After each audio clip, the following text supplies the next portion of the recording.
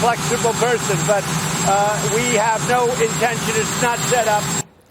A lot to talk about right now with the man of the hour. He is the Republican senator from South Carolina, Lindsey Graham. He is the chairman of the Senate Judiciary Committee. He also sits on the Senate Appropriations, Foreign Relations, and Budget Committee. Senator, it's always a pleasure to have you. Thank you. Good to see you this morning. First, let's talk Ukraine for a moment. Yeah. Does the president have something to worry about in terms of that phone call he had with the leader of Ukraine? I think every president would have a lot to worry about if this phone call is handled the way they're talking about. Can you imagine future presidents having a phone call with a foreign leader and it winds up going to Congress? If that's not an executive privilege moment, I don't know what would be. So the foreign minister of the Ukraine said there's no pressure. They've got the money. Nothing's happened. But here's something that really did surprise me. Joe Biden said everybody's looked at this and found nothing. Who is everybody?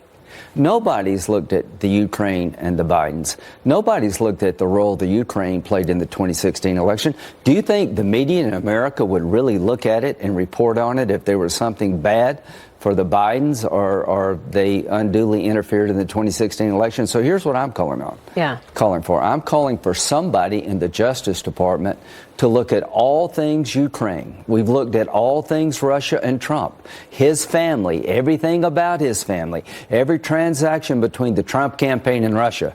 Now it's time to see whether or not the Ukrainians released information regarding Manafort, who is Trump's campaign manager. What relationships, if any, did the Biden world have to the Ukraine? What role, if any, did the Ukraine play in the 2016 election? So nobody's looked at this, but somebody should. So I'm hoping the Department of Justice will look at the Biden-Ukraine connection like we looked at the Trump-Russia connection. So you're calling for an investigation by the DOJ into Ukraine and its dealings into the United States. Can you imagine if this was the Trump family doing business like this? So, I like Joe Biden. I like him a lot. But you can't have it both ways here. Yeah. They've done everything but turned the Trump world upside down. When it comes to this president, there are no rules, including a phone call. Everything is fair game when it comes to Trump. There are no privileges. So what I'm asking for is for us to take some time and effort to look at what the Ukraine may have done in the 2016 election. What role, if any, did the Bidens have to the Ukraine? Was it proper? Was it not? I promise you the American media is not going to look at it. I'm hoping somebody at the Department of Justice will do for the Biden-Ukraine connection what we did for the Trump-Russia connection. In fact, Peter Schweitzer says that the American media is trying to turn what was a Biden scandal into a Trump scandal. Well, I hope Mr. Barr doesn't allow that to happen. I hope there's enough smoke here.